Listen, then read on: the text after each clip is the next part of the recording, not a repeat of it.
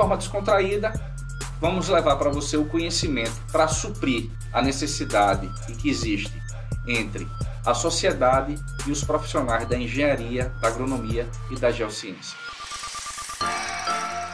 E aí, quer construir? Fala pessoal, Luiz Diego aqui mais uma vez gravando o podcast E aí Quer Construir? Hoje com o meu amigo Ricardo Almeida, satisfação, engenheiro civil, especialista em estruturas metálicas, uma referência aqui no nosso estado e a nível Brasil também, né? Ganhou N, a gente vai conversar sobre isso aqui, N premiações durante a sua carreira como profissional. Ricardo, se apresenta aí para os nossos telespectadores. Obrigado, Diego. Fico feliz aí pelo convite. É um prazer estar aqui com você. Parabéns pela iniciativa. Acompanhei alguns episódios anteriores.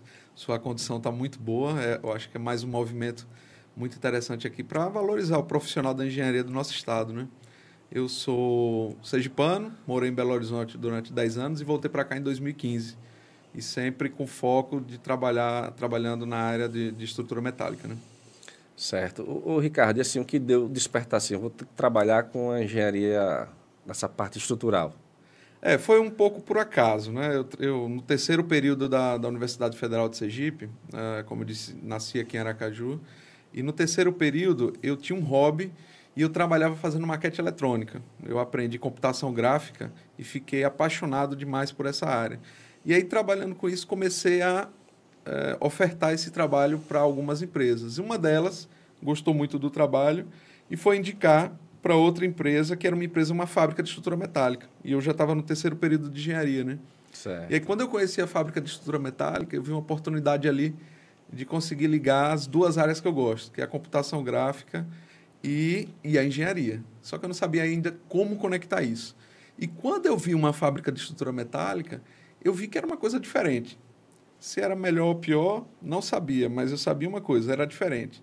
E quando é diferente, você vai lá eu voltava para a universidade, eu aceitei fazer um estágio nessa fábrica, né? Uhum. O dono da fábrica gostou demais do trabalho, falou, cara, você não quer... você acha que não dá para você estagiar aqui e desenvolver nessa área de metálica? Eu olhei assim, pô, tinha um pouco de tecnologia envolvida já no negócio, né? Uhum. Então, quando eu voltava para a universidade, ao lado dos colegas ali de engenharia, eu percebia que pouco tempo estagiando numa área específica, você já tinha um diferencial. Porque todo mundo trabalhando com concreto aqui. Não se falava... maioria, o pessoal se apaixona logo pela parte de concreto. Né? Porque culturalmente é mais forte, né? O Brasil, culturalmente, dado a ser uma colônia de Portugal é muito forte no concreto. E aí, naturalmente, a gente tem essa força no concreto, né? A indústria do concreto aqui é muito forte. A cultura do concreto. Então, eu percebi a oportunidade ali de ficar diferente.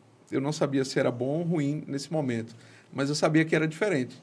E você sendo diferente, você tem um destaque, de certa forma. Quando a gente estava conversando ali, todo mundo sabia uma armação de um pilar, de uma viga, mas o pessoal não sabia de uma conexão parafusada, de como que era uma solda. Aí, a partir desse momento, eu já comecei a sentir, poxa, eu ter esse diferencial já está mudando alguma coisa. O pessoal perguntava para mim. Eu era estagiário. Aí, um colega falava assim, pô, eu estou numa obra lá que está tendo estrutura metálica, Ricardo, mas estou com dúvida em tal coisa. Aí, eu não sabia muita coisa, mas eu já começava a Mas já começava a engrenar, né? já no negócio. Já vou ajudar o colega aqui. Pelo pouco que eu sabia. Então, eu comecei a me sentir útil cedo, né? A partir dessa diferenciação. E aí, decidi entrar nessa área, nessa fábrica. E a sorte é que, quando eu entrei na fábrica, quando eu fiz uma solução, tinha uma estrutura aqui que é bem conhecida, que é o Centro de Artesanato, ali da Orla, que é uma estrutura com uma telha amarela. Certo. Ela tem uma estrutura em arco. Na época, a fábrica estava com problema de conexão daquele arco. E usando sistemas de computação que eu gostava na época, né? No caso, sistema de computação gráfica de modelagem 3D, eu consegui solucionar aquilo ali, aquela montagem. E o cara foi lá, pegou essa solução, fabricou e montou. Cara, a partir desse momento, eu falei, meu irmão, uma coisa que eu projetei ganhou vida. Aí, nesse momento, eu decidi, eu quero ficar nessa área. Pô, interessante. Curiosidade que até mesmo como amizade eu não sabia dessa parte aí. Isso aí trouxe desafios, né, novos para você e o que você teve que superar, né? Quais foram essas superações e quais foram as maiores alegrias que você teve ao longo aí da carreira? Nesse momento, o primeiro desafio, qual é o primeiro desafio? É entender se de fato você conhece daquela especialidade. Porque eu vivia aqui vamos dizer assim, numa bolha, num cenário muito restrito. A fábrica da estrutura metálica, eu trabalhando como estagiário, aprendendo o que eu tinha acesso.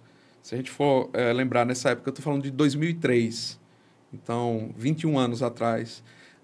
A gente não tinha tanta informação. Na internet, por exemplo, a gente não tinha como ter hoje. É verdade. De eu pesquisar, eu quero ver como é que uma viga é soldada, e aí você coloca hoje no YouTube, você tem acesso a essa informação. Eu não tinha acesso à informação, a não ser por livros, né? E alguns profissionais que a gente conhecia, que a maioria estava lá no Rio de Janeiro, Minas Gerais e São Paulo. A história da metálica no Brasil, ela iniciou em Volta Redonda, quando os americanos montaram a siderúrgica CSN, e aí os profissionais de lá começaram a migrar para São Paulo, Minas Gerais e Rio de Janeiro. Ficou lá esse conhecimento. Eu fazia aqui com o que eu imaginava que estava certo. Então, sair desse contexto foi o primeiro desafio, que é o quê? Caramba, será que eu estou fazendo certo? Será que a cultura, por ser cidades litorâneas, a gente não tem essa cultura da metálica? Sim, é um dos motivos, né? Vamos dizer assim, que é um preconceito. Na verdade, como nasceu primeiro, como eu estou dizendo, em Volta Redonda, naturalmente aquelas regiões ali começaram a desenvolver mais esse tipo de construção. Então, a partir desse momento, eu falei, eu preciso conhecer uma praça que me dê suporte para entender se o que eu estou fazendo está correto, porque eu já estava projetando. Ao final desse estágio, eu já estava projetando. Mas eu não tinha... vamos imaginar o seguinte, eu estou fazendo 10 verificações ali para entender se uma viga metálica está correta, está bem dimensionada. E aí eu decidi ir para Belo Horizonte, que foi uma capital forte nessa área. Universidades muito boas lá na área de estrutura metálica, as mineradoras estão lá, as maiores siderúrgicas do país, como exemplo, Uzi Minas está lá.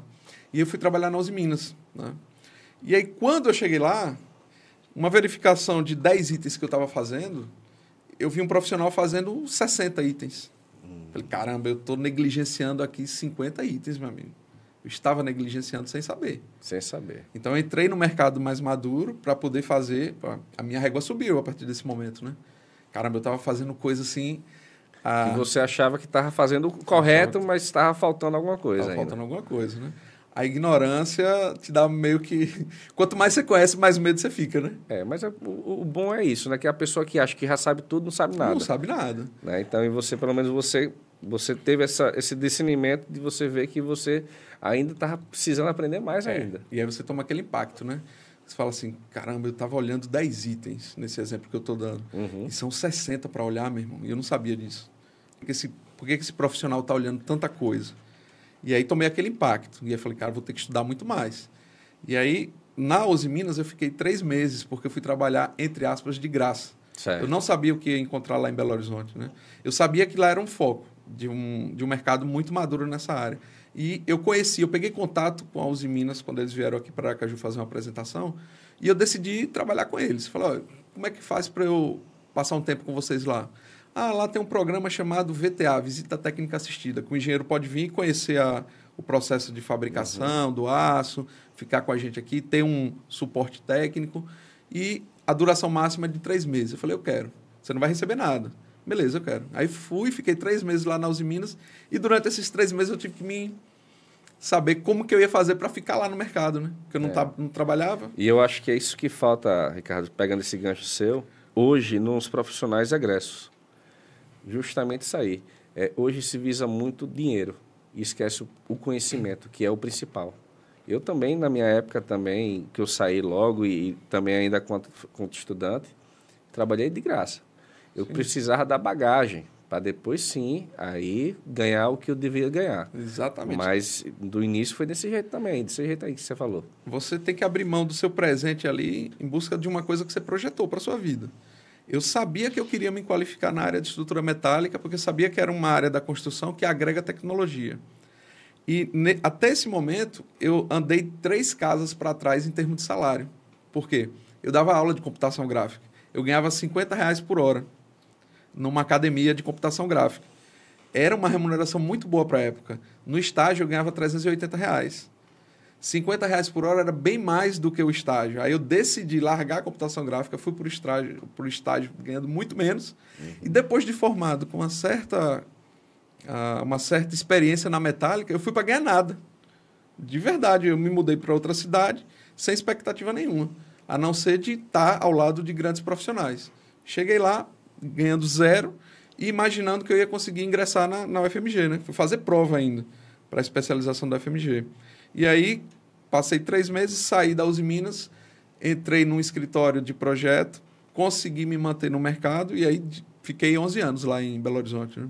Tá, daí isso aí, então, sua alegria foi justamente essa parte aí, que você galgou dentro desse mercado da engenharia estrutural, lá em Minas, com a sua especialização, então lhe trouxe frutos. Sim, aí me trouxe essa bagagem, uma bagagem que eu tive mais confiança. E ao passo nesses 10, 11 anos que eu passei em Belo Horizonte, eu fui crescendo uma vontade de voltar. Certo. Por quê? Porque eu sabia que eu estava com uma bagagem muito boa e aceitei um desafio que eu coloquei para mim mesmo de contribuir com o mercado, no sentido de eu quero ir para Aracaju. Na verdade, a ideia era vir para o Nordeste. Óbvio, como eu sou de Aracaju, vou voltar para Aracaju. Para quê? Para contribuir no desenvolvimento desse tipo de obra. Entendi. Então, em 2015, foi quando eu voltei, eu montei o escritório aqui com esse viés de contribuir na disseminação da construção metálica, da construção em aço. Então, voltei com uma bagagem, porque nesses 11 anos eu trabalhei em todas as áreas da metálica. Entendi. Eu trabalhei na siderúrgica, eu trabalhei em empresa só de engenharia estrutural para estrutura metálica, eu trabalhei em empresa só de projeto de fabricação e montagem. No estágio, durante 3 anos, eu trabalhei em fábrica, dentro de fábrica, eu acompanhei montagem, eu passei por todas as áreas. Na Uzi Minas, eu trabalhava na área de desenvolvimento de mercado. Então, eu vi profissionais que faziam ações para poder desenvolver aquele tipo de mercado. E aí eu fiquei com esse vamos dizer assim, entrou aí esse gosto, né? Para dizer assim, caramba, eu quero voltar para Aracaju, para o Nordeste e tentar influenciar com que mais construtoras, por exemplo, tenham a opção de fazer uma obra metálica. Uhum. E aí ações que eu via os engenheiros da Uzi Minas fazer, eu comecei a fazer aqui. Que tipo de ação? Uma palestra, ofertar uma palestra para um grupo de engenheiros dentro de uma construtora, ofertar uma palestra para um CREA, ofertar uma palestra para uma universidade. E comecei a trabalhar nesse sentido. Eu vejo em você essa dificuldade que você teve no início seu da questão de estrutura metálica, com esse preconceito, né? Que não sei por que tem, dessa questão da estrutura metálica em locais litorâneos. Eu encontrei na minha especialização que foi em construções sustentáveis. Que eu lembro que quando eu comecei a fazer a obra para a parte privada, você falava em construção sustentável, o proprietário, isso vai me custar quanto a mais? Né? Mesma coisa a estrutura metálica, vai custar um pouco a mais, só que sua obra é mais limpa, sua obra é ligeira. Né? Você tem uma dinâmica bem mais rápida. Depende do custo-benefício de quanto tempo você precisa estar com aquilo aberto para poder você, se é, no caso, um comércio, né? Quanto vai lhe render esse período que você vai conseguir antecipar uma obra. Exatamente. E aí, nesse momento, Diego, o que eu tive que aprender? Eu tive que aprender a comunicar. Nessa transição que eu fiz, voltando de Belo Horizonte para vir para cá, não basta eu ser bom na engenharia. Eu preciso me qualificar em explicar para o cliente as vantagens que ele vai ter. E isso com muita franqueza. Porque eu não falo as questões culturais que são problemas, a gente não esconde embaixo do tapete. Uhum. Um comportamento de uma estrutura metálica num ambiente distante do mar é um. Próximo ao mar é outro. Isso, de fato, é um problema se você não fizer corretamente a proteção. Então, o que a gente precisou fazer foi mapear os paradigmas que existem aqui no Nordeste, entender por que existe aquele problema, por que existe aquela percepção de problema. É um problema de fato? Sabe? Por que a estrutura metálica aqui ela deu problema em determinada obra? Muitas vezes, o fabricante, o executor e o projetista, sem saber, não é por, vamos dizer assim, por maldade, ele não projeta corretamente. Ele não faz a especificação correta de um sistema de pintura, ele não executa corretamente, e aí não dá certo. E aí ele culpa o sistema. Então, foi atrás de não colocar a culpa no sistema que a gente tentou mapear todos os problemas que existem e apresentar as situações que eles podem ocorrer e como a gente vai trabalhar para evitar. Entendi. O Ricardo, como eu falei aqui anteriormente, Ricardo é um projetista renomado já, graças a Deus, a nível nacional, e ganhou prêmios, e um dos prêmios mais relevantes foi o prêmio em 2021 na parte de engenharia estrutural. Queria que você comentasse um pouco mais e falasse um pouco desse tipo de projeto que você fez. Sim, quando eu voltei para cá, para Aracaju, eu mantive o escritório em Belo Horizonte e a gente foi escalando, vamos dizer assim, o nível de importância que a gente foi pegando dos projetos, de destaque, vamos dizer assim. O que é um nível de destaque de projeto? Tem vários, vamos dizer assim, tem alguns parâmetros. No caso desse que você apontou, é a Fundação Zé Renner, é uma escola lá em Sete Lagoas. Estruturalmente falando, é uma estrutura muito arrojada. Certo. Ela tem um arco fachada de uma fachada com 160 metros de comprimento. Ela avança em balanço da edificação 8 metros, é um arco inclinado com 160 metros. A parte de baixo dele tem uma medida, a de cima tem outra. É uma fachada inclinada com vedação muito sofisticada de concreto polímero. E aí é uma estrutura que o diferencial do projeto é a própria estrutura, a complexidade de você colocar de pé aquela situação. Nessa estrutura, por exemplo, a nível de curiosidade, ela tem são balanços e vãos muito grandes. O piso da sala, do maior vão, ele começou a fazer uma barriga muito grande durante a montagem. E aí foi aquele alvoroço todo, né? Imagina. Eu recebi uma ligação praticamente 11h30 da noite, com expectativa, assim, o cliente comentando, eu acho que o negócio lá está com problema sério. E você já fica muito assustado, né? Resumindo a história, a gente identificou que foi um problema de troca de uma peça. Certo. Né? Troca de uma peça. E nessa obra, aí a gente identificou que uma das diagonais que sustentava o piso foi trocada e elas tinham tamanhos diferentes. Quando ela colocou uma diagonal maior, um perfil maior, onde era para estar um menor, ela empurrou a viga que estava embaixo e aí fez uma barriga. Entendi. Então, não era problema da estrutura. E aí, a nível de curiosidade, a gente, para testar essa estrutura, nós fizemos uma prova de carga com 400 tonéis de água. E aí era carro-pipa parando na porta da obra e enchendo, e a gente testando a estrutura, um topógrafo embaixo medindo se ela estava comportando conforme foi projetado. E aí foi uma obra que ela tem esse arrojo arquitetônico. Nós conseguimos entender que essa premiação em função do tipo de estrutura. Uhum. Falando em outro tipo de... por exemplo, um destaque, entre aspas, emocional. Um projeto de destaque de responsabilidade. Outro, se eu for citar. Uhum. Monumento das Vítimas de Brumadinho.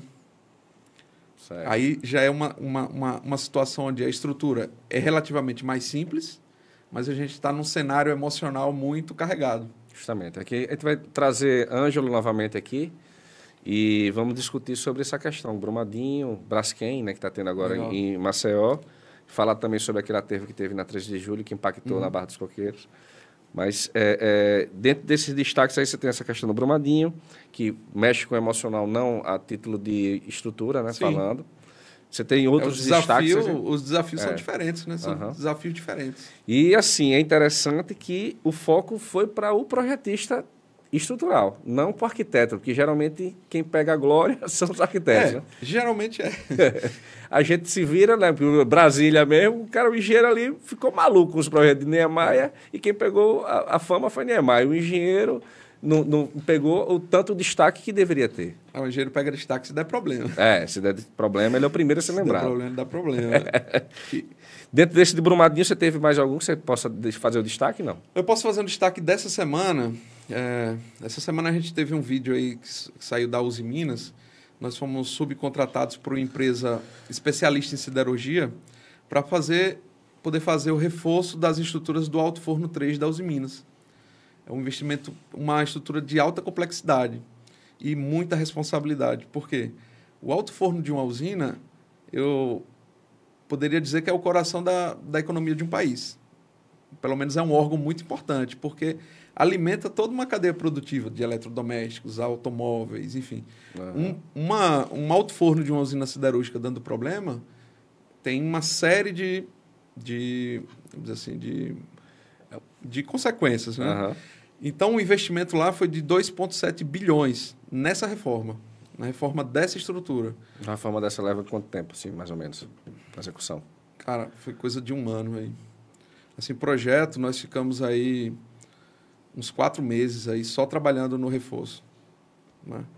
cargas muito altas, estrutura muito complexa, muita quantidade de desenhos assim de 1970 e Envolvendo civil, todos mecânica, feitos à né? mão, indústrias japonesas, né? Porque a Nippon Steel, a Uzi Minas, foi montada aqui no Brasil pela Nippon Steel, era da Nippon Steel, uma siderúrgica japonesa, então muitos desenhos japoneses das estruturas, a gente teve que fazer essa arqueologia de desenhos, e é uma responsabilidade muito grande. Então, uma estrutura com grande responsabilidade e alta complexidade. Eu poderia destacar ela nessa categoria, né? E essa semana, a Uzi Minas soltou o vídeo que deu tudo certo na reforma desse alto forno. Eu tive a satisfação de assistir, ficou bem bacana o projeto, tá de parabéns. Que venham mais e mais projetos nesse nível, para você ganhar mais destaque ainda. A nível de mercado, Ricardo, como é que você enxerga o Brasil? Se existe também vários outros mercados assim, paralelos que dá para trabalhar? Eu acho que assim, a gente tem muita oportunidade e muitas vezes não percebe, né? Justamente pela diferença dos mercados. Quando a gente montou o escritório aqui em Aracaju, a gente percebe que é um público totalmente diferente. Vamos dizer assim, o cliente que você vai prospectar e tentar manter ali na sua base é bem diferente do cliente do Sudeste. Os problemas são diferentes. Lembra quando eu comentei sobre o mapeamento dos paradigmas da metálica? Né? Uhum. Então, as dores, vamos falar assim, as dores dos clientes são diferentes. Então, para dores diferentes, remédios diferentes. Justamente. Você precisa aprender, dentro daquele cenário, como trabalhar. E, às vezes, a solução para aquela situação é uma solução que você trabalha em outro local. Né? Então, eu acho que o que falta, e o que é interessante o profissional da engenharia treinar é a criatividade, no sentido de ser criativo. Caramba, o que eu posso usar de diferente aqui? Por que esse pessoal está com medo da corrosão, um exemplo, da metálica? Por que eu estou fazendo propostas e eu não estou ganhando? Por que é um problema hoje, né? A comotização do serviço de engenharia. Poxa, por que eu estou enviando a proposta e eu estou competindo cada vez mais por preço, se eu tenho um produto muito bom? E eu tenho que sempre baixar o preço para ganhar? Ou será que está me faltando saber comunicar o valor que eu tenho? Eu acho que está muito ligado, Luiz Diego, à percepção do seu potencial criativo, em todas as esferas. Seja na identificação de um cliente, de um problema do cliente, de uma solução que você vai dar na sua empresa para atender determinada área de um mercado. Uhum. Você vê, assim, essa questão, você falou de projetos, tanto no Nordeste, diferente do Sudeste. Muitas das vezes, falando em obras públicas, na qual eu executo, existem projetos básicos que fazem lá no Sul e dissemina Brasil afora. E existe uma dificuldade tremenda na hora da execução, porque a nossa realidade, como você falou, é diferenciada. Então, se você não faz um projeto específico para aquele local, sim, vai dar problema. Sim. E para quem executa, aqui é o X da questão e aquela pulgazinha que você não consegue dormir, pensando, será que vai dar certo? Qual é a visão que você tem dessa parte específica de projetos básicos, que em cada local a gente sabe a especificidade de cada dificuldade também de solo, de tudo. E a questão de preço, né, que você falou, né? O pessoal barateia demais. A questão de baratear demais e uma preocupação que eu tenho, que eu sempre falei, eu não economizo em tudo, menos em estrutura. Como é que você vê essa parte? Bom, 2 pontos aí. O primeiro, tem uma coisa que a gente faz quando recebe projeto de fora, por exemplo, um projeto chinês. E aí a gente fala que nós vamos tropicalizar o projeto. O que é tropicalizar? Trazer ele para a nossa realidade. Às vezes o chinês está colocando lá um perfil que não existe no nosso mercado. Então nós vamos tropicalizar. O que você comentou, imagino que é uma tropicalização interna, vamos dizer assim, que esse termo é uma regionalização do projeto. Porque o Brasil é Brasilis, né? Vários Brasis dentro. Né? Um continente, né? Então, a linguagem de um projeto no Sul é uma, do Sudeste é outra, do Nordeste é outra.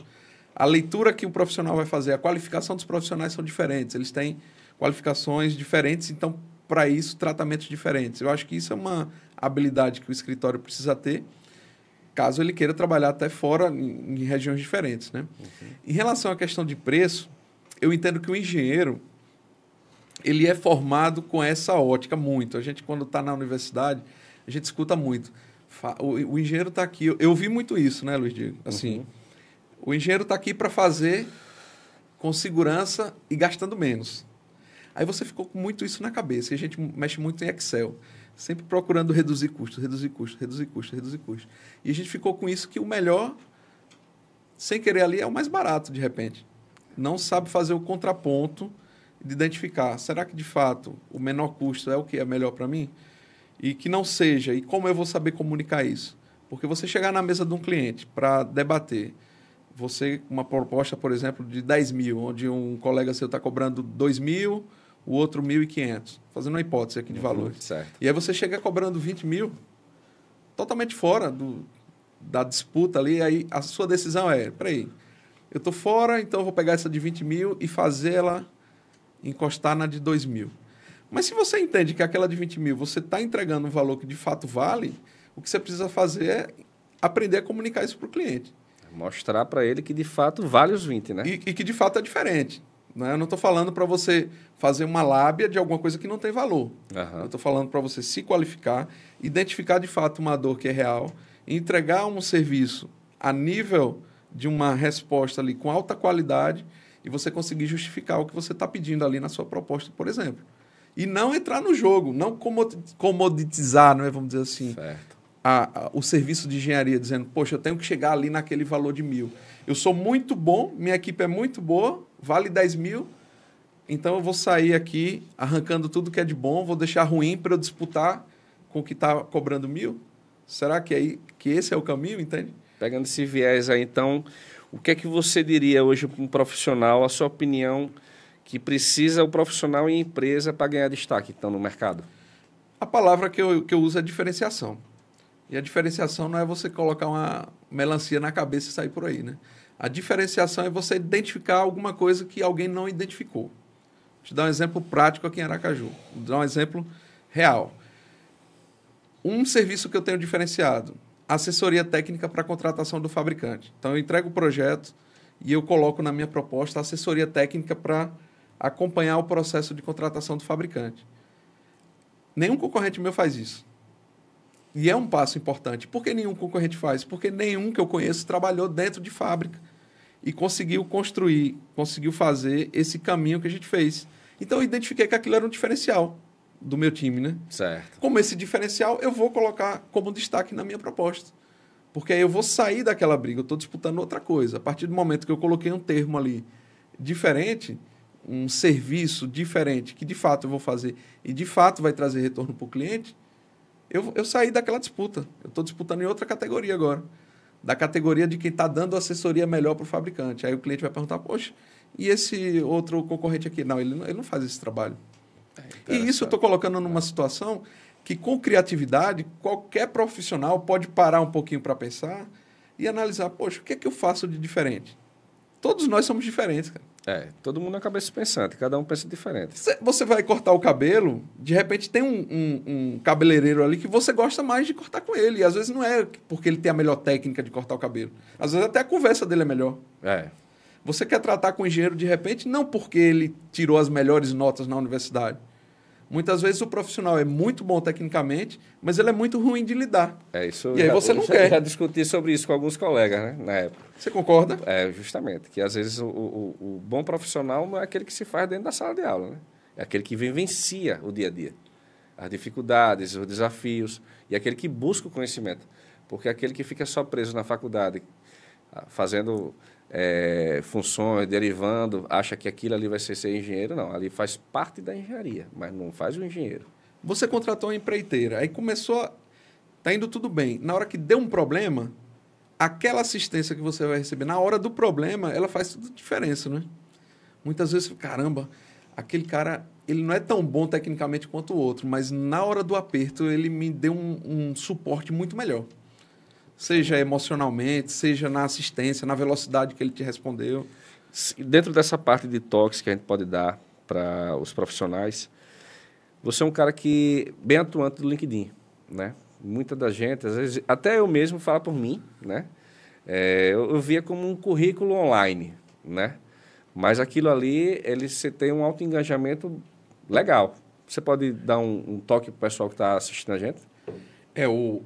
Eu acho que hoje a gente tem que escolher uma plataforma para focar em função do seu perfil. O perfil da forma como eu trabalho, o que teve mais retorno foi no LinkedIn. Por quê? Porque a gente trabalha com uma ideia de conquistar projetos diferenciados, projetos de alta complexidade. E o LinkedIn é onde os tomadores de decisão estão lá. Se eu quiser encontrar um gerente da Vale, um diretor de uma mineração, eles estão no LinkedIn. Eu não encontro eles no Instagram. Então, eu tomei essa decisão de focar no LinkedIn e produzir o conteúdo com, entre aspas, as regras do LinkedIn. E isso, Luiz Diego, eu fui feliz em encaixar. E eu tenho um engajamento altíssimo no LinkedIn. Não tenho muitos seguidores, mas eu tenho um engajamento que bate os maiores perfis do Brasil em termos de engajamento. Então, os conteúdos que eu coloco, eles são repostados por influências da Alemanha, do Canadá, Emirados Árabes, Estados Unidos. E aí, naturalmente, a plataforma entende o quê? Caramba, esse engenheiro está produzindo esse conteúdo. Os caras que têm 500 mil seguidores na Arábia Saudita, que é professor PhD da universidade lá, universidade no Canadá, está repostando o conteúdo dele, ele tem relevância. E aí faz o quê? Uma entrega muito alta desse conteúdo. Então, e aí o nível de visualização e engajamento, né, compartilhamento, as curtidas e os comentários, ele fica muito alto. Hoje no Brasil, o maior perfil do LinkedIn é do economista Ricardo Amorim. Ricardo Amorim, né? Eu ia falar Eduardo Amorim. Eduardo não, Ricardo... eu confundi. É Ricardo Amorim. E quando eu entro, cara, no LinkedIn dele tem mais, se não me engano, 3 milhões de seguidores. As visualizações que ele tem no conteúdo dele, eu consigo bater com 8 mil seguidores que eu tenho. Então, é um engajamento muito alto. Eu encaixei na forma de trabalhar da plataforma. Eu fico brincando que, assim, nós, como engenheiros, somos excelentes gestores. E aquele que fica em obra, ele é um psicólogo, um paizão. Verdade. E hoje em dia, na modernidade, a gente virou um blogueiro, né? Porque o cara, para poder vender ele hoje, tem que estar na rede social. São habilidades secundárias que a gente precisa. Porque aquela formação que nos fez, que faz hoje um engenheiro, eu entendo que não é suficiente. Óbvio, você precisa ter um respaldo técnico muito bom para você não fazer bobagem. Você vai trabalhar com cálculo estrutural e você não estuda estrutura, não existe isso. Eu vou estudar mais marketing do que estrutura. Não, aí você vai ser um charlatão. O que eu estou falando aqui é, depois de você ter condensado o conhecimento técnico, você ter ali habilidades secundárias que façam você comunicar melhor aquele conhecimento que você tem, né? Expor seu trabalho de uma forma melhor, identificar o problema do cliente melhor, sei lá, estudar marketing, estudar vendas, estudar sobre criatividade. Eu não leio muito, cara, hoje em dia sobre engenharia. Eu gosto de ler coisas diferentes. Você falou em um termo. Você é um psicólogo. Como que um gestor de obra não para pensar isso? Cara, eu vou ter que ler um livro aqui relacionado a relacionamento de pessoas, cara. Você está lidando ali com, sei lá, um canteiro com 30 pessoas. Mas tem todo tipo. Você não lê sobre liderança, cara? Você não faz um curso sobre liderança? Você quer com a bagagem que você fez tecnicamente, entendendo, olha, aqui é formação de equipe, aqui é uma composição, aqui é tal coisa. Você precisa entender de gente, não tem jeito. E a obra em si, que eu também bato bastante aqui no podcast, é essa questão da mão de obra qualificada que está cada vez mais escasso. E você ter uma equipe hoje sua de confiança é de suma importância até do sua obra render, de fluir ela, né? Porque se você tiver uma troca de funcionários, né? E aí Sim. você vai perdendo qualidade cada vez que você faz a rotatividade. Verdade. E às vezes aquele cara, aquele profissional que você tem uma confiança nele, às vezes ele não está bem no dia. E você tem que entender que ele não está bem. E você tem que tocar ali no coração dele e falar, rapaz, eu estou aqui para lhe ajudar. Qual é o seu problema? Sim. E aí você traz a equipe para você. E isso, muitas das vezes, os engenheiros egressos não têm esse discernimento, não tem essa visão. Que o cara, como gestor, ele tem que ser um psicólogo. Ele tem que entender a mente do que estão colaborando para ele. E aí sim, você traz aqui para si e você tem a sua obra bem fluente. Por mais que ninguém trabalha porque ama. Esse papo de que trabalha porque ama, né? A gente faz o que gosta, mas trabalha porque precisa. Né? Verdade. A gente trabalha porque precisa, porque o mundo é capitalista. Né? Então, a gente precisa trabalhar. Então, traga para a sua equipe, para si. Eu acho que esse é o caminho para quem faz a execução de obra. Traga para si, conheça aqueles que estão colaborando para você, para poder você ter um melhor rendimento da sua equipe. Ricardo, eu queria dar uma pausazinha aqui para poder agradecer os patrocinadores. Quero agradecer a Soedes Empreendimentos, nosso amigo Ed Clay. Quero agradecer a 3D Engenharia, no nome de Daniel Diniz. Quero agradecer a LDVL Construções Sustentáveis, no nome de Alex Darlan. Quero agradecer a barbearia Marcelo Barbearia, que fica lá na Farolândia. Bom, dando continuidade, Ricardo, e pegando o gancho do que eu já falei, né? Como manter motivado esse time, né? Qual o segredo da liderança à distância, né? Que eu falei corpo a corpo. E à distância, qual o segredo? Pois é. Eu acho que sim. Antes de você ficar à distância, precisa fazer o que você falou. Eu sempre penso que a nossa liderança é uma liderança... Eu olho para quem trabalha comigo como um filho mesmo, de verdade. E um filho, você muitas vezes não passa a mão na cabeça. Mas no final, lá no seu íntimo, você quer o bem dele. E o seu filho sabe, ele precisa saber disso, né? Caramba, meu pai me deu uma chamada aqui, mas no fundo ele sabe que você quer o bem dele. Então, assim, aquela dualidade, amor e disciplina. O que você falou é muito interessante. Puxar o colaborador para perto de si, né? Eu ouvi uma frase interessante na internet, dizendo assim, alguém perguntou, cara, como fazer o colaborador vestir a camisa e se sentir dono? Eu pensei em relação a isso há algum tempo. E aí eles falavam assim, para fazer isso, você precisa fazer com que ele, de fato, tenha um caminho para ser dono de verdade. E eu construí isso no meu escritório. Eu construí um caminho para todo mundo que entra virar sócio. É a nossa meta. Todo mundo que entra, trabalhar, tem um período lá mínimo e as atividades para a gente virar sócio, vamos dizer assim. E trazer para si em que sentido? Você, de fato, precisa que ele consiga, quem trabalha com você, consiga alcançar os sonhos dele. Pessoal, da família dele e profissional. Você precisa estar ali para dar esse suporte, para servir ele com esses anseios que ele tem, pessoal, família e profissional. Essa história que a gente via, assim, que eu nunca me soava muito bem, quando falava assim, o cliente tem sempre razão. Certo. Fazer tudo para o cliente. Eu vou te ser sincero, cara. Hoje eu penso muito mais na equipe. Por que pensar na equipe? Porque a consequência de uma equipe muito bem treinada, satisfeita, engajada, com propósito, de verdade, não é papinho, não ser papinho como você falou, não ser hipocrisia nem papinho para dizer que é bonito. Nós temos um propósito, um valor, uma missão bem remunerada, né? Não só com o propósito de ser atendido, mas sim bem remunerada naquilo que estão fazendo, no trabalho que está fazendo. Uhum. Se ele consegue fazer isso, naturalmente ele vai conseguir, ele vai tratar muito bem o cliente. O cliente vai ser muito bem atendido. Você confia num restaurante, você fala assim, o dono do restaurante, caramba, é muito mal com os funcionários, com o garçom dele. E aí ele fala assim, duramente, o cara não gosta, não é satisfeito, a equipe é muito para baixo. E aí você fala assim, vou te pagar bem e você atenda bem todo mundo. E eu quero que você sorria para todo mundo. Cara, aquele sorriso que ele vai dar na mesa, meu irmão, não é real. Não é real. Você fazer com que o cara sinta-se dono da empresa de verdade, fazendo com que ele seja mesmo. Participe das decisões, tenha autonomia. Você precisa de um perfil não centralizador para que isso aconteça. Uhum. Né? No Nordeste, a gente tem uma cultura que pesa para a gente muito ruim, que é a cultura do coronelismo. Por quê? Cara, aquela estrutura do coronelismo, assim, de dizer, eu tenho que dar benção para o coronel ali. A gente tem empresários aqui que refletem ainda essa cultura.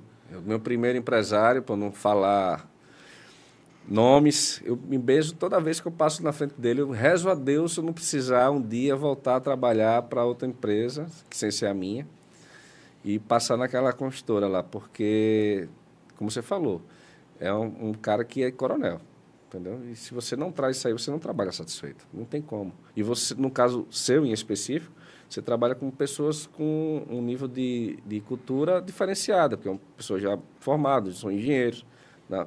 Mas com certeza você deve também acompanhar a obra e você também tem que ter aquela equipe ali do servente ao armador que você tem que também conversar. Eu acho que isso é válido para todo tipo de profissional. Óbvio que vai ter diferenças, né? O nível acadêmico, por exemplo, como você colocou aí, as tratativas às vezes são um pouco diferentes, né? Uhum. Mas no fundamento dessa questão, trazer para si, você servir, qual que é o maior exemplo de liderança? É a liderança com servidão.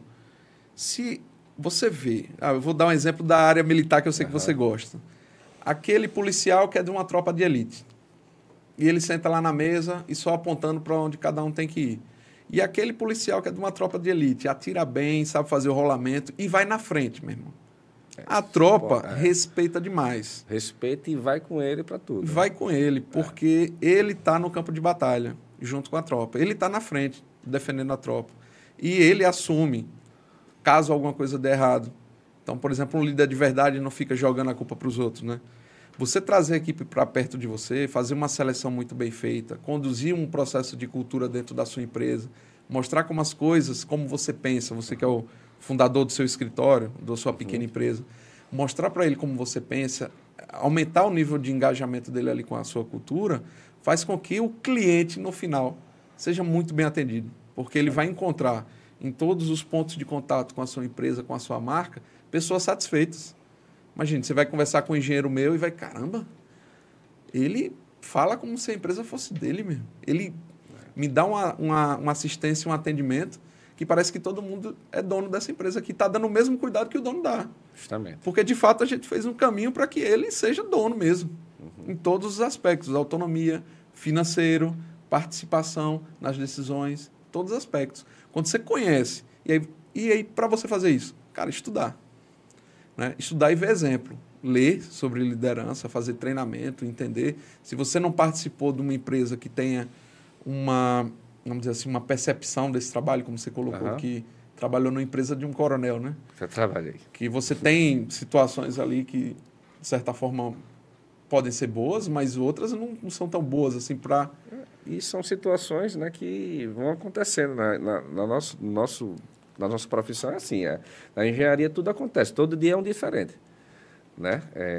Literalmente no sentido da palavra, né? Diferente mesmo, porque vai acontecendo coisas assim, tipo assim, e nesse caso específico que aconteceu em minha vida, era um dia de folga. Estava num dia de folga fazendo estava fazendo MBA em projetos na época, e estava ligando para o telefone da empresa. O telefone da empresa era, antigamente, né, o telefone botava em silencioso, só ficava a luzinha. E eu não atendi porque eu não vi. Né? Então, me xingou porque eu não atendi o telefone. Dia de sábado, dia de folga meu, porque estava chovendo horrores aqui na época de Aracaju, e que ia perder uma central de uma guarita, entendeu? E sofri. Se ele estiver me ouvindo, ele vai saber que ele é ele, né? Mas eu não levo para o coração. Para mim foi uma bagagem de saber que você tem que lidar com um certo tipo de gente, né? O cara calmo e o cara nervoso. Às vezes o cara está com um problema também na família, não sei, pessoal, e pode trazer isso para você. E eu acho que aí, para ele, se ele estiver ouvindo a gente, isso é para ele trabalhar com ele mesmo. Pode ser que ele hoje tenha mudado, né? Que as pessoas mudam, as pessoas se moldam, né? A nova realidade. E aí ele tem que ter esse discernimento que, assim, não, desse jeito eu não tenho a equipe na minha mão. E pelo tamanho, na época que eu tinha pego nessa construtora, para o que eu vejo que está hoje, com certeza ele deve ter mudado, entendeu? Deus deve ter tocado no coração dele. Entendi. Entendeu? Então, assim, como você falou, tendo o cara vendo que ele pode ser o dono e ele tem que ver que aquilo ali é dele. Porque aquilo ali é que bota o pão dele na casa. Aquilo ali que paga as contas dele. Sim. Então, ele tem que ver aquilo ali, tem que zelar como se fosse dele. Isso também falo nos DDS, que eu falo nas obras, eu falo para o pessoal, para os colaboradores. Pessoal, vocês têm que ver isso aqui como de vocês. Se você vê um amigo seu dando um nó, né, que é o jeito que a gente fala na obra, dando um nó, chega para o cara, meu irmão, eu preciso render aqui, porque se minha empresa não fizer o BM, aqui vai ter complicação para poder pagar meu salário, vai atrasar meu salário, não vai conseguir pagar em dia. Porque minha empresa é pequena, eu não sou um dono de uma multinacional. Então, acontece de atrasar, né? Faz parte, é Brasil.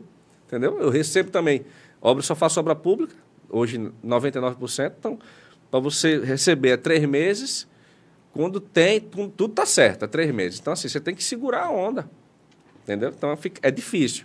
Você ser empresário, já tive aqui com a colega aqui falando para ela que ser empresário, o cara devia ganhar um troféu todo final de ano, porque ele conseguiu passar o ano em branco. Porque quando não é essas cargas tributárias, é processo trabalhista que você pode andar 100% certo. Se o colaborador não gostou que sua unha está suja, ele lhe bota um processozinho e o nosso ordenamento jurídico vai dar para ele, porque era para ter dado um cortador de unha para ele. Entendeu? Então, assim, eu estou falando assim, brincando, descontraído, mas é a nossa triste realidade, né? Você pode ser muito bom, mas você nunca vai ser bom o suficiente. Verdade. Por mais que você converse, que você traga o cara, você pode pegar o cara na lama, ergueu o cara, levantou, ensinou, ele não vai chegar uma hora que, se depender do ser humano, obviamente, e vai chegar a hora que ele vai lhe dar aquela facada.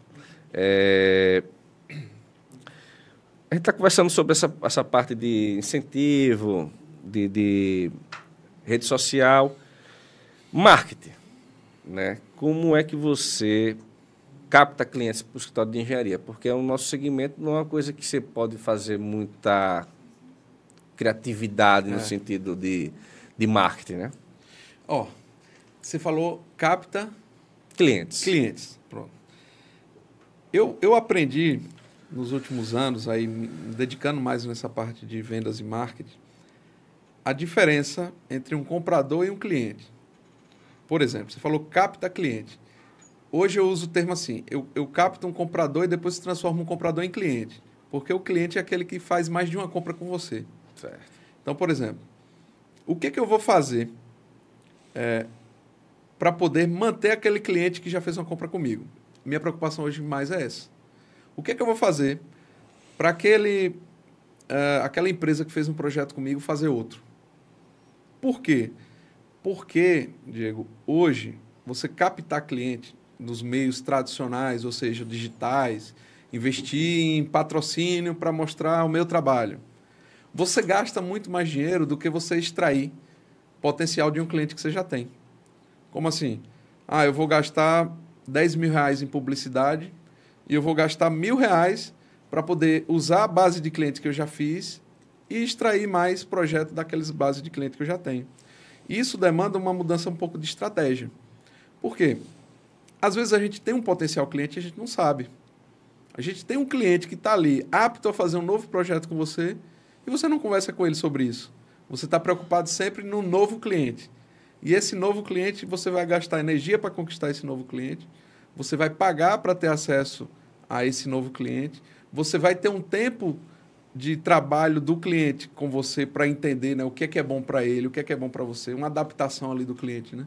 Porque cada cliente é uma forma de lidar que você vai ter, são pessoas diferentes. Justamente. Né? Eu tenho um cliente ali, caramba, aquele cara ele é mais prático, ele gosta de uma resposta mais rápida, o outro gosta de um relatório assim, assado. Todos os clientes são diferentes. Vender, é o que eu falo, eu também tenho loja, né? Como você sabe.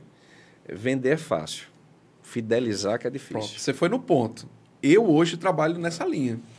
Eu prefiro trocar o termo captar, porque assim, naturalmente a gente consegue fazer um primeiro projeto, o boca a boca ainda para mim é melhor nessa situação. Eu fiz um projeto para você, chego para você, Diego, você tem alguém para me indicar? Indique meu escritório, você não gostou do trabalho? Indique meu escritório. Quando alguém tem uma indicação, é muito mais fácil você conseguir fechar alguma coisa, né? Porque você tem a referência. E aí, estrategicamente, eu uso, por exemplo, depoimentos de clientes, né? Eu gravo depoimentos de clientes, fico à disposição. Eu fiz um trabalho numa mineradora e o pessoal gostou. Aí estou numa nova mineradora. Veja aqui o depoimento dos engenheiros dessa mineradora, o que eles acharam de bom do nosso trabalho. E aí dá uma credibilidade maior naquela decisão. Mas hoje o meu foco maior é em manter os clientes que eu já tenho. Porque não adianta, você está com uma caixa d'água, enchendo de água, e ela tem um furo ali embaixo e você não tampa o furo. É melhor, muito melhor e mais barato você reter o cliente que você já tem e extrair o melhor potencial dele, o cliente que você já conhece, que já foi lucrativo para você, que ele ficou satisfeito com o seu trabalho. Por que não extrair mais dele? Então, hoje, as nossas ações são ações mais de retenção do que de captação. E eu entendo que isso, mesmo uma empresa no início, ela deve dar valor a isso. Sabe? Eu consegui aquele cliente, cara, atenda ele muito bem, faça um projeto muito bom com ele, fique ali, não perca o contato com ele, não perca o relacionamento com ele. Cria uma relação, né? Cria uma relação. Empresas hoje que você compra uma vez, ela faz questão de criar uma relação com você. Ela coloca um aplicativo, ela fica mandando mensagem o tempo todo para você, porque ela sabe que conquistar um novo cliente é mais caro do que você fazer uma nova compra. Justamente.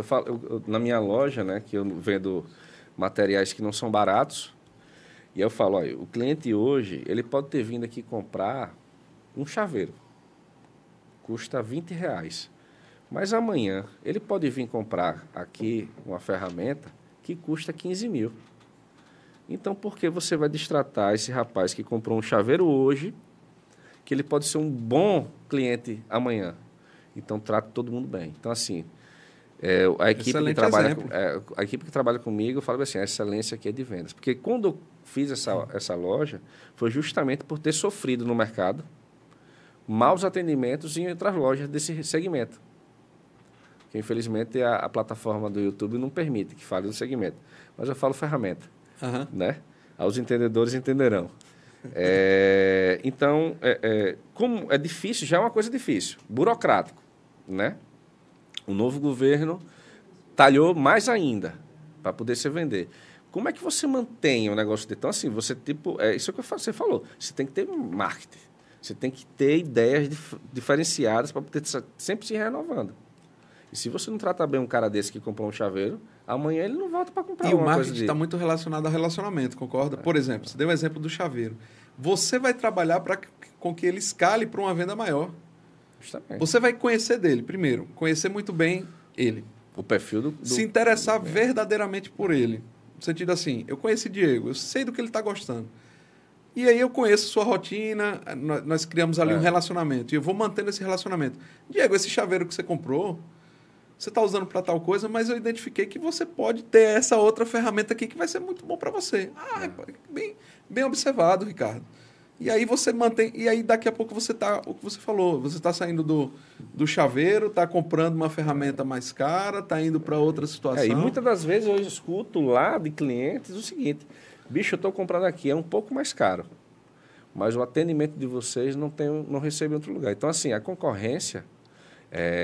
que ela é sadia, eu acho que deve existir concorrência sempre, mas a concorrência ela não vai conseguir mudar o material humano, porque, como a gente falou aqui, cada um pensa de um jeito, de uma forma, cada um fala de uma forma, se expressa de um jeito, trata você de uma forma, você vai me tratar diferente, por mais que sejamos educados e tratos finos, mas o meu trato é diferente do seu. Sim. Então, o que eu ofereço, você não vai oferecer a mesma coisa. Então, é isso. Naturalmente é um diferencial. Nós já somos. É isso que eu falo para eles. Então, vocês zelem por isso que vocês. Essa capa que vocês estão criando na imagem da loja. Porque vocês são a loja. E a mesma coisa é um escritório. E a nossa engenharia é difícil de você vender. Porque você mostra uma estrutura tal, mas o cara quer um projeto, mas o cara é uma coisa mais simples. Né? Não precisa ser esse negócio todo, não. Tem um amigo meu, que até hoje mesmo, ele me... Rapaz, você não vai querer fazer o projeto para mim, não? Eu falei, homem, eu não faço projeto, não.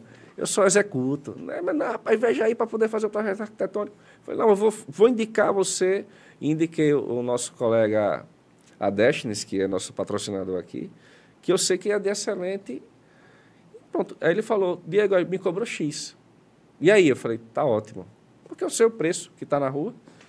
E eu sei também o preço que vale o projeto do cara. Então, assim, você tem que valorizar o seu bem. E qual é o seu bem? Se você faz serviço de engenharia, é serviço de engenharia. Então, valoriza aquilo, que quando você valoriza aquilo que você vende fácil. Sim. E aí você deixa aquela pessoa fidelizada. E você deu exemplo aí. Ó, será que não é mais fácil eu pegar esse cliente que já me deu um retorno legal da sua loja e fazer... entre aspas, ele comprar, ele continuar comigo ali comprando outras coisas, participando dos meus serviços, do que eu conquistar um cliente que não me conhece nada? Muitas vezes a gente entende marketing como isso, como conquistar novos clientes o tempo todo, e a gente esquece do relacionamento da base de clientes que a gente já tem. Tem um tipo de marketing hoje que eu estudo, chamado ABM, Accountant Based Marketing, que é o marketing direcionado para determinada conta. Você fala assim, ó, eu quero atender uma mineradora. Eu vou fazer uma estratégia totalmente focada em atender aquela mineradora. Entrei naquela mineradora para atuar. Dentro da mineradora, eu quero escalar lá dentro. Ou seja, dentro do mesmo cliente, eu quero identificar, eu quero sair desse setor que eu estou prestando serviço hoje, quero ir para essa outra gerência, como que eu vou fazer isso aqui dentro?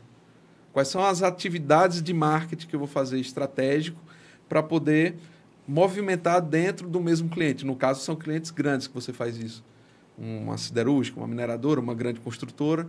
O que é que eu posso ofertar mais dentro desse cliente que ele não me compra hoje?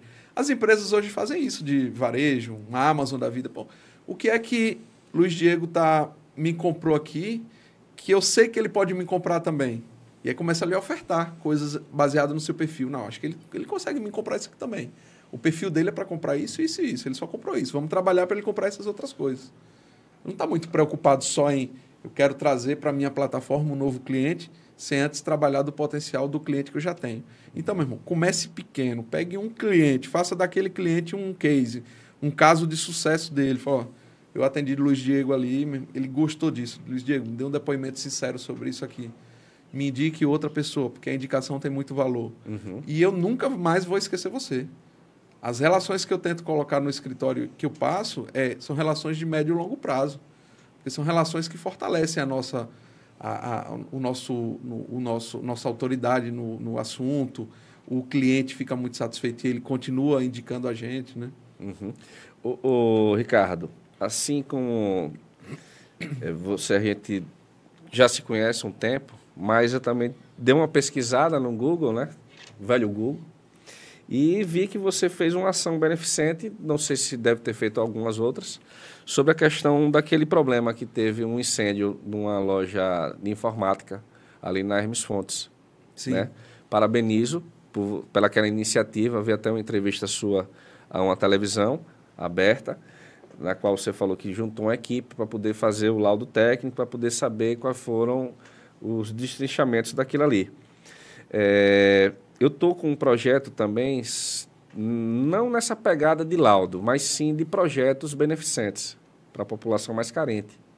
Juntar uma gama de profissionais do nosso sistema e oferecer para pessoas carentes justamente essa parte de regularização, um projeto básico de estrutura de casas convencionais pequenas, né? Que uma população de baixa renda não vai fazer uma mansão. Sim. Né? E aí a gente está querendo com esse projeto aí, já parabenizo você. Como é que você vê essa carência na nossa sociedade de pessoas fazendo serviços beneficentes na área de engenharia?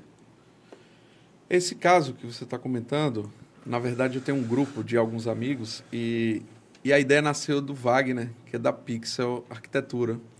Ele viu esse caso, eu não tinha conhecimento desse caso.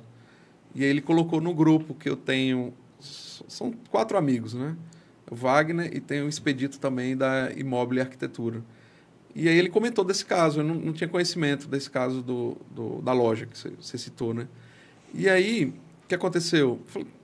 E ele deu a ideia, né? Vamos movimentar os profissionais para a gente ajudar esse empresário, porque o empresário, você colocou aí no meio da nossa conversa, o empresário ele já sofre demais, né? Uhum. E aí você pega um empresário, microempresário, pequeno empresário que sofre um dano como esse, a gente fica sensibilizado. Eu tenho na minha família pequenos empresários. A minha mãe tem uma loja de embalagem no Bugio há 30 anos. Ela trabalha de domingo a domingo no balcão dessa loja. Ela faz as mercadorias, arruma, ela atende os clientes, ela faz pedido e tal. Minha mãe é uma empresária. Então, eu vi ali a minha mãe. Caramba, imagina a loja da minha mãe pegar fogo e cai tudo. Então, eu me sensibilizei nesse sentido também. E o Wagner, Ricardo, vamos juntar uma turma aí. E, graças a Deus, eu tenho um bom relacionamento. Então, com esse bom relacionamento, consegui rápido. Né? A gente conseguiu rápido movimentar excelentes profissionais também para dar esse suporte. Então, eu acho que hoje a gente tem que esquecer, muitas vezes, que a gente é concorrente. Assim, se a gente escolher um propósito maior para a gente trabalhar, a gente vai perceber que nós conseguimos parcerias complementares ao invés de eu enxergar Luiz Diego como um concorrente meu só porque ele é da área de engenharia. Uhum. A gente precisa pensar um pouco maior e ser mais criativo nessa situação. Então, acho que falta isso. A gente ter uma postura de não olhar para o colega e ver uma concorrência. Né? E não querer tirar proveito da situação naquele primeiro momento. esse tipo de marketing que a gente está falando agora, um marketing de relacionamento, ele não visa tirar proveito daquele momento. Óbvio que você faz uma ação como essa, a sua imagem tem uma repercussão boa, não é? Mas a gente não pode ser hipócrita em relação a isso também. É uma imagem, uma exposição da sua marca. Muitas empresas fazem isso de uma forma forçada também, para falar, ó, eu estou contribuindo com o meio ambiente. Estou contribuindo com o meio ambiente. Eu tento ponderar essas coisas. Eu falo, não adianta a gente contribuir com o meio ambiente se eu não estou cuidando bem de quem trabalha comigo. Justamente. É aquela história, meu amigo. Você quer mudar o mundo e não ajuda a sua mãe a lavar os pratos. Aí não tem condições. Eu não sou hipócrita, eu não gosto dessa... Então, assim, para alguém que me conhece, fala assim, como ele é bonzinho. Mas vai conversar com os funcionários dele, os colaboradores que trabalham com ele, esse cara aí tá... Uhum. Entendeu? Acontece. Então, acho que a gente precisa ter um pano de fundo aí respaldado. Né? Eu cuido hoje mais da equipe, para depois você ter, assim, a equipe, cliente e sociedade. Aí vai respingar. Uhum. Eu não penso assim, eu vou montar a empresa, como você falou, eu vou montar a empresa porque eu quero fazer um meio ambiente mais sustentável. Não. Isso é uma consequência. Cara, eu participei de um programa que aí o pessoal reunido, assim, uma porção de profissionais, né, de diversas áreas. Aí os caras perguntaram, por que vocês abriram a empresa? Para cada um falar. E acho que uns 3 antes de mim começaram com um negócio mais romântico, assim, né? Uhum. Não, porque eu identifiquei que esse mercado é muito ruim nisso, e aí eu quero transformar esse mercado de tal forma assim, tal. Aí eu fui, cara, vou ser bem sincero. Aí a mulher me perguntou, né? E você, por que montou sua empresa? Eu falei, porque eu tinha que ganhar dinheiro de alguma forma. Não, mas você não pensou no que você poderia ajudar, não. Eu pensei em ajudar a mim e a minha família. Foi bem sincero, né? Sincerão. Cara, eu tô aqui para ajudar a mim e a minha família. Nós estamos no capitalismo. E hoje eu falo, eu tô aqui para ajudar quem trabalha comigo, meu amigo. Quem trabalha comigo. O cliente ele vai ser beneficiado demais se ele encontrar uma equipe muito bem treinada e muito bem cuidada. E depois a sociedade. É uma consequência. Sua equipe é muito boa. Seus clientes têm um ótimo relacionamento com você. Você consegue movimentar cliente para ajudar. Num caso como esse aí, tem um cliente ali que tem uma retroescavadeira. Ô, Diego, rapaz, uma retroescavadeira aqui. Vou ajudar, Ricardo. E a gente tem esse potencial para se ajudar, né? Justamente. Em função dos relacionamentos bons que você já criou.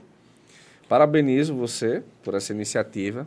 E, infelizmente, está chegando ao final do nosso bate-papo, que foi excelente. Uma aula. Imagina. Uma aula. Agradeço do coração a sua participação. Vou convidar outras vezes para a gente falar sobre coisas específicas, né? Que eu falei assim, esse primeiro contato dos entrevistados é conhecer um pouco mais do entrevistado. Certo? Se apresentar e conhecer um pouco mais. E depois a gente vai aprofundar e explorar um pouco mais do conhecimento deles. Quero agradecer e quero que você deixe um breve relato aqui para os nossos telespectadores. O que é que você enxerga na nossa engenharia para o futuro? Eu acho que a gente precisa pensar um pouco mais com o lado direito do cérebro. Quer pensar um pouco mais com o lado direito. A nossa formação é muito cartesiana. É muito, vamos ser práticos, é muito Excel, é muito AutoCAD, é muito dentro do XYZ. Quanto mais você pensar, porque tem habilidades que a gente não aprende na universidade. Então, ler mais sobre criatividade, ler mais sobre relacionamento, se colocar à disposição de relacionamentos no sentido de conhecer mais sobre pessoas, fazer parte de uma comunidade, vai exercitar esse tipo de trabalho seu. De conhecer gente, né? De querer ajudar as pessoas. Servir, aprender a servir também. Aprender a gostar da pessoa de verdade. Né? Você olhar para o cliente e falar, eu não fui com a cara dele, mas deve ter alguma coisa que a gente tem em comum. Eu vou procurar alguma coisa em comum para eu não tratar ele só porque ele é meu cliente e eu tenho que tratar bem. Não, verdadeiramente tratar bem. Então, você qualificar. Eu acho que o engenheiro hoje ele precisa estudar. A nossa formação é muito técnica, ele precisa complementar isso com habilidades secundárias que dizem respeito à criatividade, relacionamento, identificar problemas da nossa sociedade, dos nossos clientes, problemas de equipe, para poder, assim, a gente conseguir de forma mais criativa e interessante, ser diferente, construir coisas novas e ser mais produtivo e dar um retorno melhor para a sociedade. Maravilha, cara. Muito obrigado pela sua presença. Quero pedir para vocês o triplo C, né? Curte, comente e compartilha. E aí, quer construir? De forma descontraída, vamos levar para você o conhecimento para suprir a necessidade que existe entre a sociedade e os profissionais da engenharia, da agronomia e da geociência. E aí, quer construir?